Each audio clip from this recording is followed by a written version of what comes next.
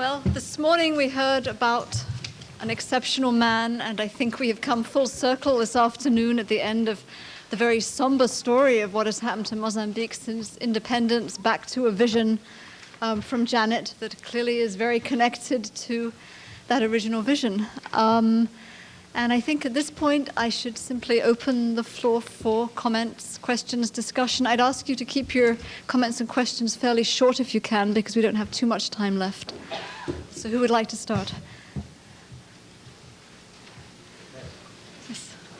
This morning someone asked if Eduardo was a religious person, and I don't think that got answered, but I noticed from the funeral program that it was in a church, and there were a series of, I think in a Lutheran church, and there were a series of prayer services and so on.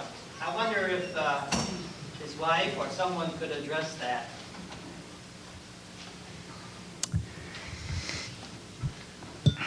Yes, well, you know, many of us get buried in a church and we haven't really been attending it. So I think that it was a very nice ceremony in the church, worked out by Ed Hawley and Herb Shore, who are here, and so on. Was Eduardo a religious person? I think yes. It depends on how you define the word religious. I think that an African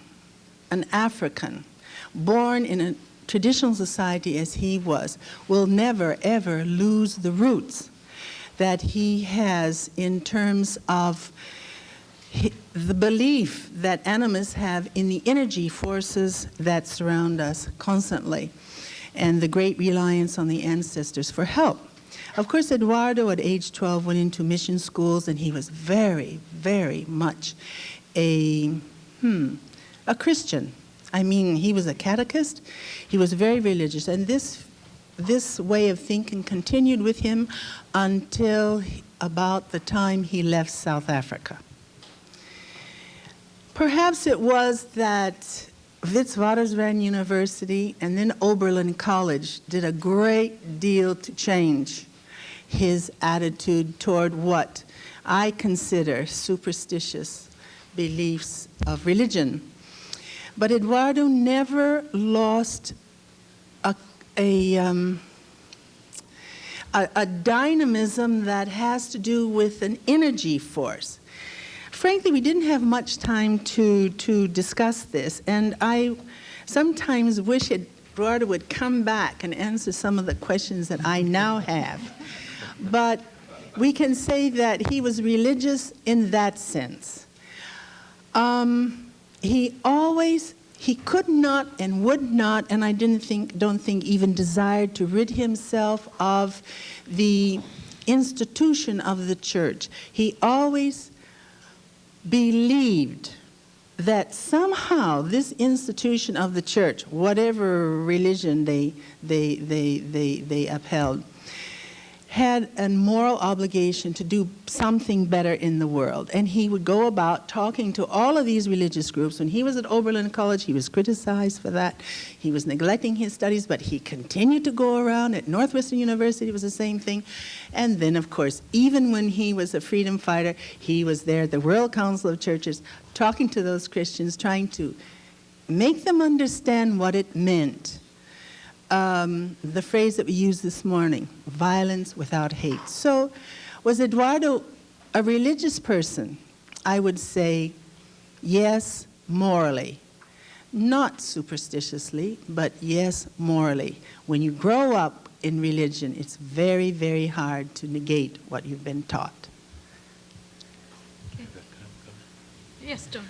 Just briefly on that, I'm just again maybe not to preempt that answer, which is a helpful one, but just in light of what was said this morning, I remember Elliot Skinner mentioned a remark that Eduardo had made in his presence about some statement by the Pope. I think it's very important to distinguish religious sensibility from a sense of the institutionalized churches and some of the roles they played. It'd be very hard to be enthusiastic about the Catholic Church if you had traced the role that the Catholic Church had played in Mozambique historically as part of the Portuguese state, in effect. And I think that those kinds of linkages, or those kind of distinctions have to be made quite clearly, just as I think Elliot also mentioned Eduardo Mondlane's anti-Americanism.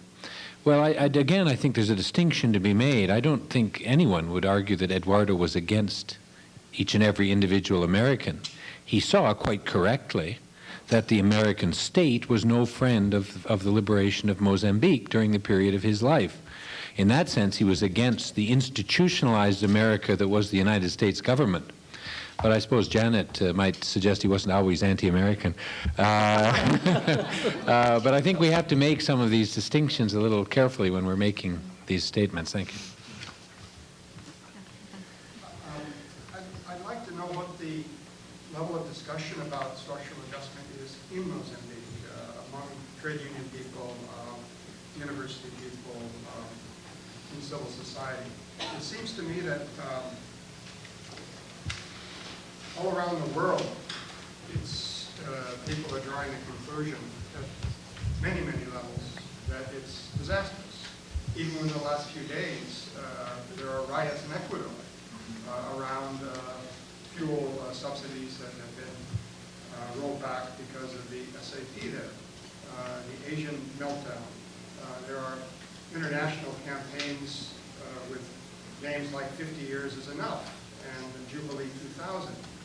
The World Bank itself, under Wolfenson, has initiated a serious review of structural adjustment and has gotten a group as progressive as Development Gap in Washington, an NGO, to broker inputs from civil society in 3 different continents. It's obvious from UNICEF's work, published as early as 1984. Well, I mean, some of this, I think part of the answer lies in the paper I gave. And I should preface this for those of you who don't know my work. I mean, most of my work is actually on 18th and 19th century Eastern Africa and the Indian Ocean. I always pop up for Mozambique things because of my commitment to Mozambique. So this is not, so the research I did for this paper is, it was a useful occasion to do something with greater rigor and greater depth than I normally would do. So I can't, and I haven't, so when I go to Mozambique, when I was last there a year ago, I was working on the history of Islam in northern Mozambique and not asking these questions. But I do think that it's pretty clear. What was fascinating to me is I read through this stuff, and at the same, just as Mozambique was making the transition to accepting, fighting for the terms of it, negotiating, but sort of the HIPC and all of this stuff, that the spokespersons for the government seem to be saying more and more pointed things about how hurtful this was or what had to happen next. In the sense they accept the inevitability. There is this point that's come up a number of times and has been there in the historiography of the movement about how, Eduardo was practical, i.e. he wasn't ideological, i.e. he wasn't a socialist or a Marxist. But the same thing could be said about Samora or about Chisano. I mean, Mozambique's never had the luxury of not being practical about how it makes its way in the world. And when it isn't practical, it suffers. And even sometimes when it is practical. But I think here, they're speaking out now. There's a level of government. I think this May Day celebration, which is it was actually from AIM reports. That's interesting too, because that's an official or semi-official government news agents kind of reported thing. It's not like a critic of the government, one of the new kinds of things. But I think a lot of what I don't know and what would be really is to what extent when the discussions about the practical effect do people say the words, this is caused by structural adjustment. What I've been looking at here, as Janet was finishing, is a long email I have from a young American couple who I know from liberation support stuff and whose committees I was on at Mozambique, at UCLA, who were in Mozambique and have been there before. And talking about how they're in Chimoio, which is really and it's an area where Renamo was strong, is strong, has gained strength during this period.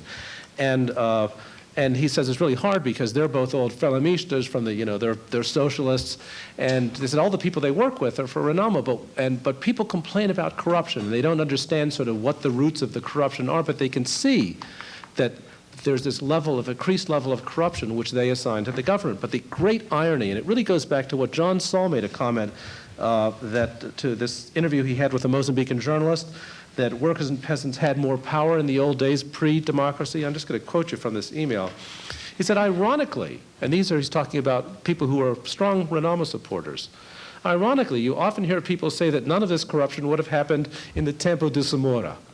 They say that, durante o tempo de Samora, in Samora's time, none of this stuff would have happened. And it's not as though they're Frelimo supporters or particularly had any brief for that kind of, statist approach, but there was something there that they can see. Now so they're very contradictory themselves.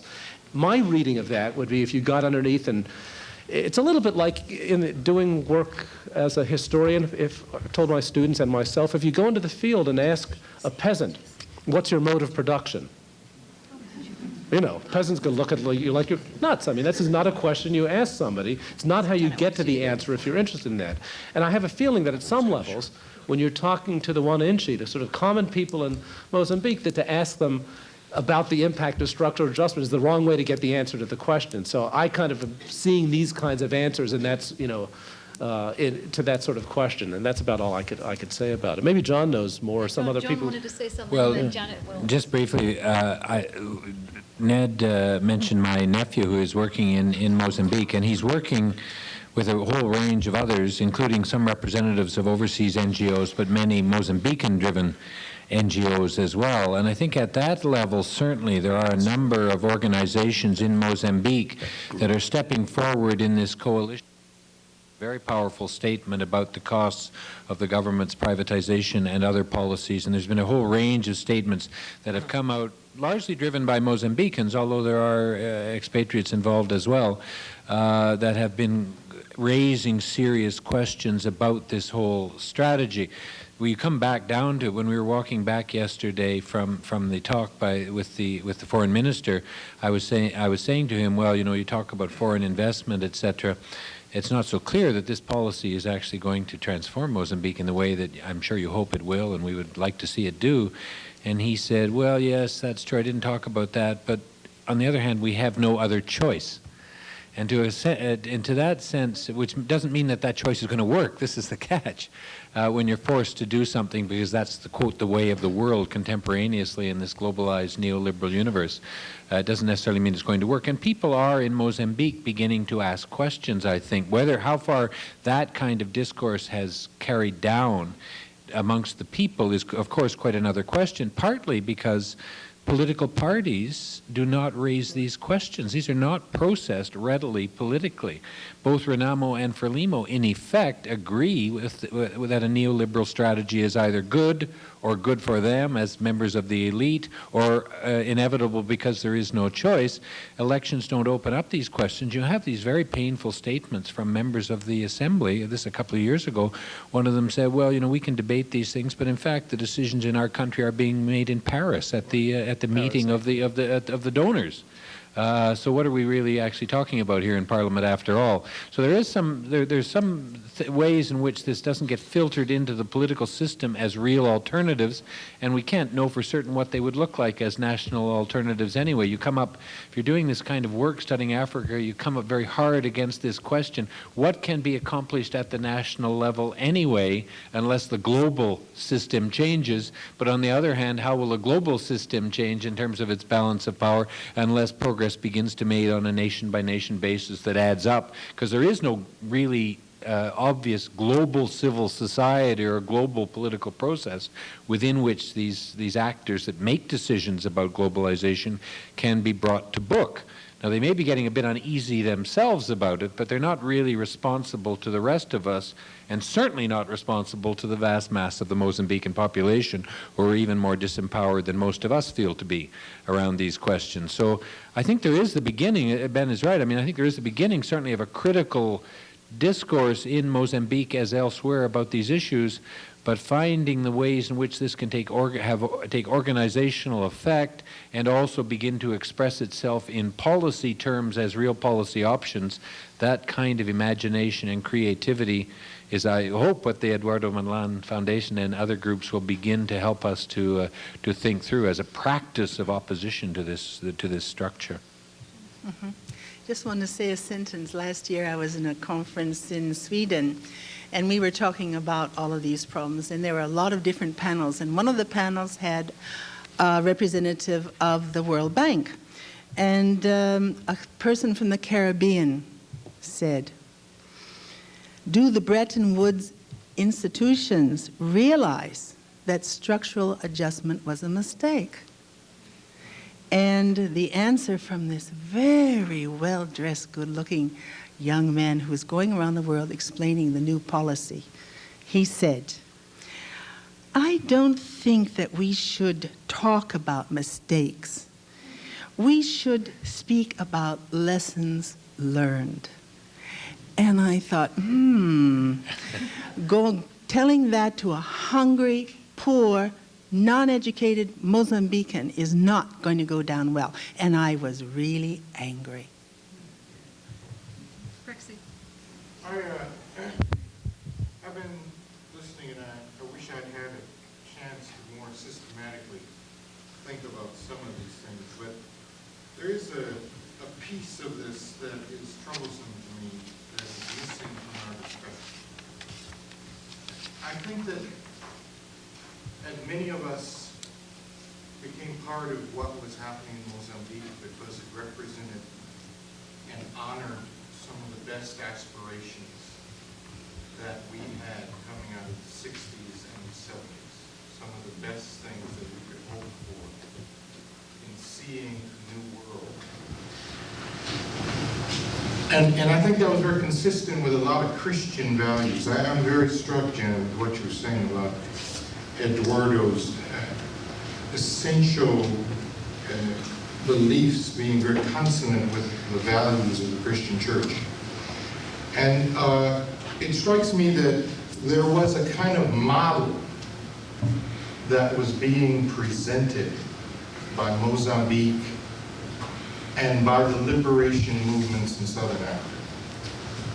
That in a speech that I think it was actually Samora gave, he talked about the will of the South African apartheid machinery to destroy Mozambique. Well, I think there's another set of forces, and I don't think we should forget that for a minute. And it is totally underemphasized in this country. And that is that if you look at individuals in this country, prominent political leadership, some of whom yet are wreaking havoc with the lives of people in this country, like Burke and Helms, people like the businessman Blanchard, the evangelist Pat Robertson, the head of our Senate Foreign Relations Committee, Jesse, what was his name? These are people who had an agenda of destruction of the model that Mozambique and other countries, but particularly Mozambique represents. There was nothing at which they would stop to destroy what Mozambique represented and the leadership. And so, if you look at the structural adjustment program, and I'm not suggesting for a moment that this is conspiratorial forces. No, no, no. This is much more a confluence of interests. Structural adjustment represents the war by other means to keep from having a certain model developed. Let me say one other thing. I once had a huge debate with Randall Robinson publicly. It was a huge and intense debate in which I said that were it to be better known what Renamo as a puppet force, but more importantly, the forces behind Renamo were doing to the Mozambican people. If people in the States, poor people, working people, beyond color, understood better what was happening, blood would run in the streets of the United States. Rage. People didn't know here. People to this day don't know the kind of counterinsurgent war and the role of people like Oliver North. Yeah?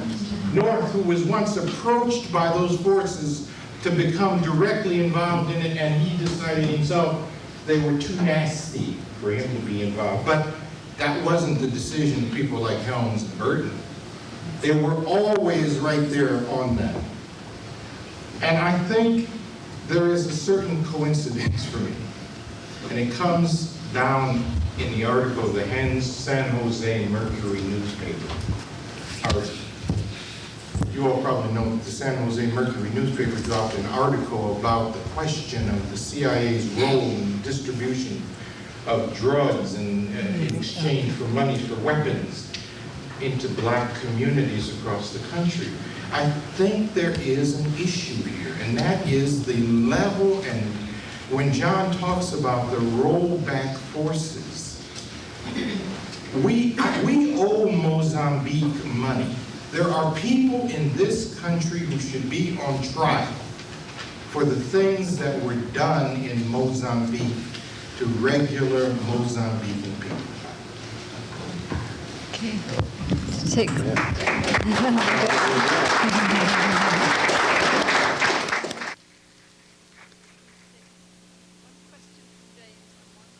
Question from Herb, and then I'm going to remind you now, in case people start leaving, that this is not the end of the conference, that at 8 o'clock we have a wrap-up session. There are no formal speakers. James Millett will be moderating, and it will be a time to carry on this conversation and to ask other people who talked yesterday and today and this morning what you want to do. And it's going to be in Wilder, which I hadn't known, but Ed Hawley mentioned this morning, used to be called Men's Hall and was the dorm where Eduardo Mondlane stayed in his first year at Oberlin.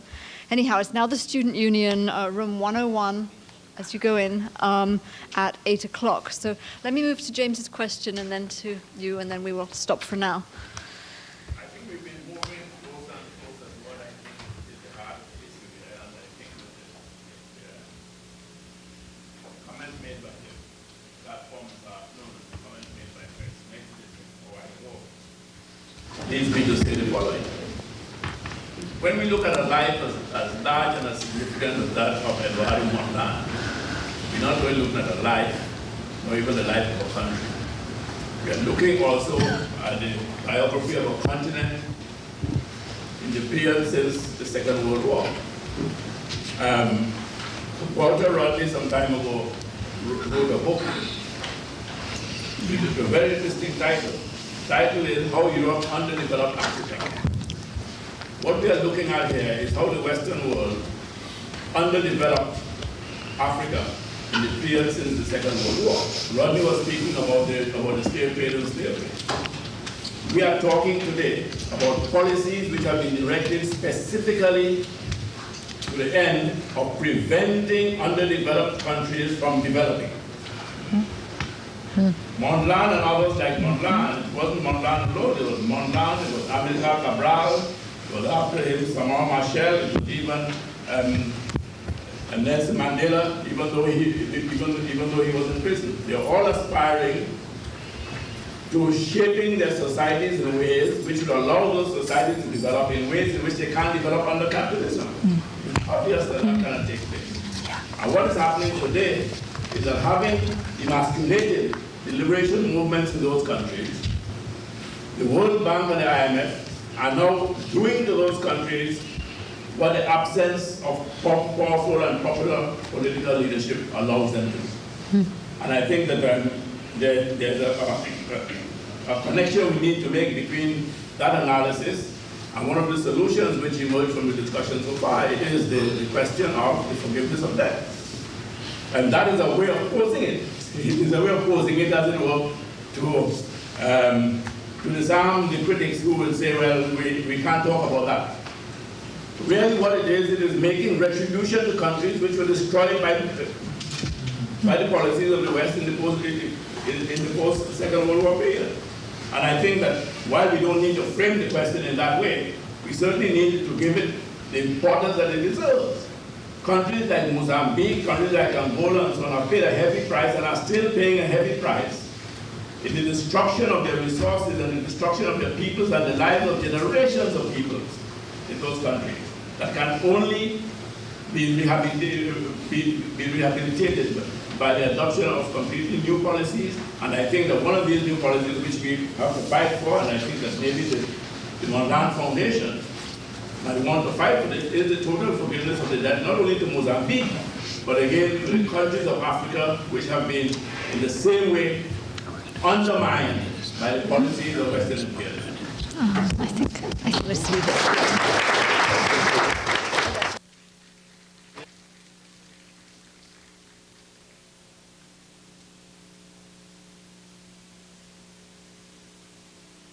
I would like to throw out the 1,001 things I wanted to say, just reduce it maybe to one or two.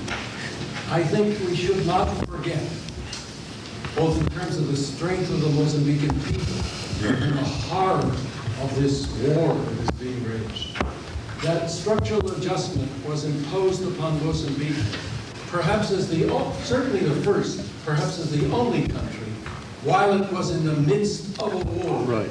Suppose we had to structurally adjust in the midst of combat for our survival.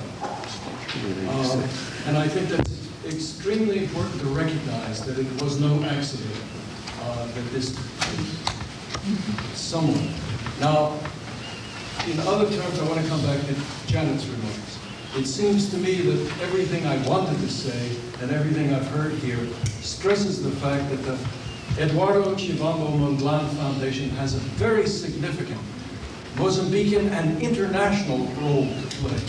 And I think it's partially our responsibility, particularly in the United States, to develop the additional international support for its work. Because the kind of thing that Janet outlined is the kind of knowledge that is necessary, not only for Mozambican people, but for us, for the whole global structure that is affecting us. I want to come back to that tonight. I guess I just want to make one quick comment also to set up tonight's discussion, because I hope people will be able to come. I think there's some really tough questions are beginning to emerge that we should be discussing. One of them, though, I think that we have to really focus on, and it is the most difficult question, is how we establish a way of talking about the global setting that problems of Mozambique and the real challenges for Africans in a country like Mozambique of developing their own structures of authority, government, etc., in such a way as to take advantage of whatever room for maneuver there is out there and to resist. Because I don't think it's as simple as that. For example, the Mobutus and the Abachas are puppets of the United States, although there's certainly lots of puppetry going on.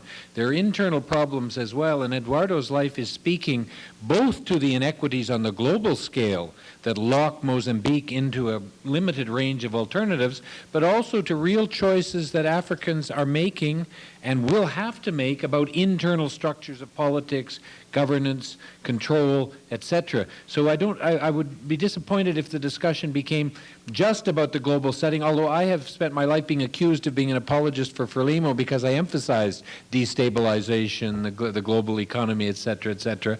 But I do think as well these internal questions about economic strategy, democratic structures, etc., have to also be placed on the table. We have to keep that dialectic, to use the word that was used this morning, about the internal and the external, the political economy, if you like, of the global situation and the political science of the local struggles very much in place. And I hope that's something that we could carry further this evening, because I think it's at that nexus that the really tough questions and tough challenges arise. Okay, we're going to have one last comment because Eduardo Mondlane Jr. would like to say something, and then we're really going to stop until 8 this evening.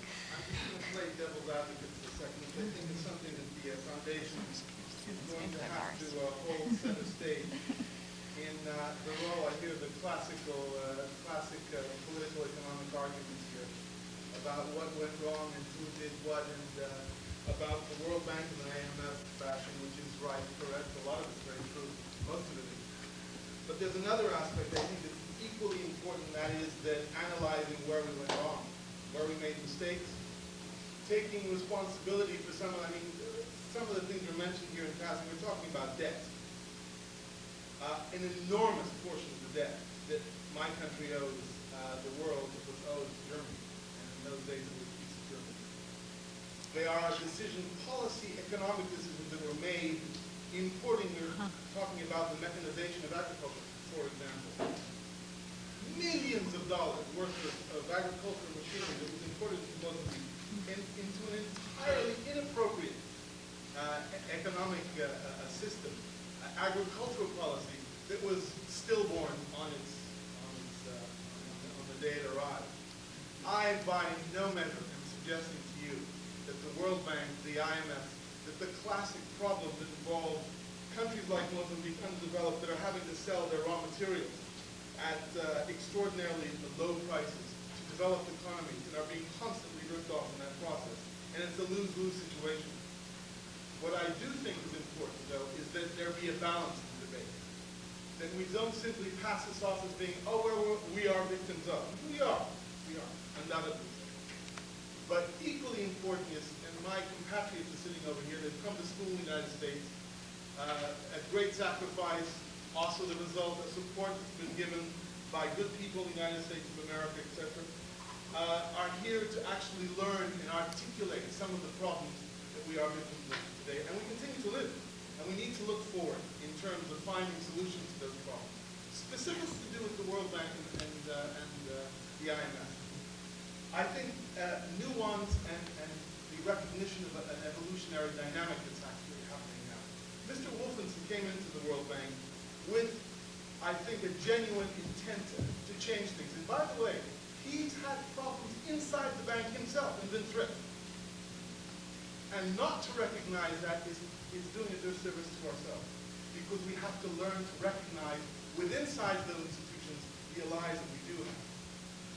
Wolfenson has, I think it's been alluded to here and there, has actually asked, and I know this, and I'm not trying to do a one-upmanship on you and say, well, I know because I have access to the people.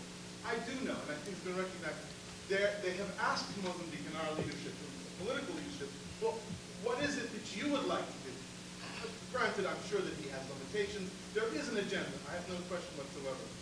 So I think it's important just to throw out in that sort of forum. The other thing is, I'm sorry, to do with religion. We had a question about Eduardo Mondlane religion. Mozambique, and this is a political problem that's happened in the evolution of Frelimo. Education is the key for one to be able to develop. People ask, well, why is Frelimo's leadership, or has been for the past 3 decades, why has Frelimo's leadership emanated? Why have they come from the province of Gaza in Mozambique? You can look at MPLA in Angola, and then there's a very similar situation. The answer is very simple. The first people, the first black Mozambicans who had access to education in a real sense came from, and the result of missionaries. I'm sorry, Mr. Darrell Randall here very modestly said not a drop today about what he did to get Eduardo Mondlane to the United States. But they are individuals who were working with inside institutions. It was the church. My father was able to get an education in the United States through blood, sweat, and tears of his own, but also sacrifice of other people. So when we're looking at it in a broader sense, whether or not he believed in God or not, that's important, yes, I understand. But on the other hand, it's the practical to what you do that counts. And in that regard, Mondlane had, and till